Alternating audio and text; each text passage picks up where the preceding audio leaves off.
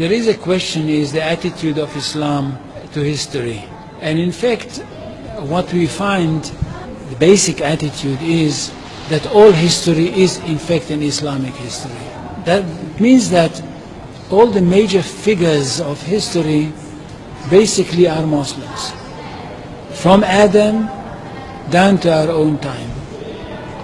So if the Jews or the Christians are demanding something and basing it on the fact that there was a king called Solomon, or a king called David, or a prophet called Moses, or Jesus, then of course what they are doing, they're saying something which is not true, or in fact they don't know that all these figures were basically Muslim figures.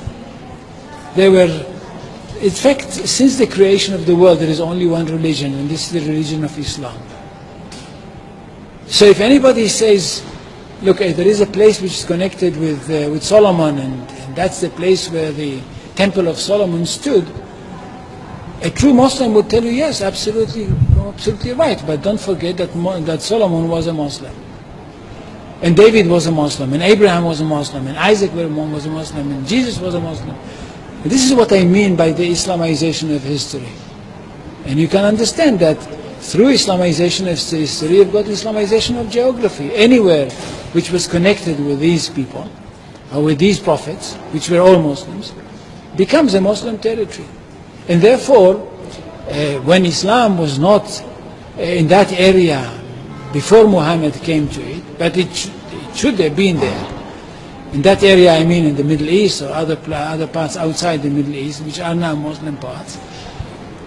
Any place like this had to be freed, not to be conquered, had to be liberated.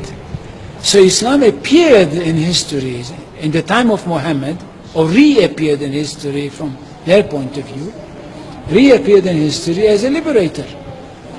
And therefore there is no Islamic occupation. If somebody occupied anything, it would be always somebody else, not the Muslims. So there is no Islamic occupation, there is only Islamic liberation.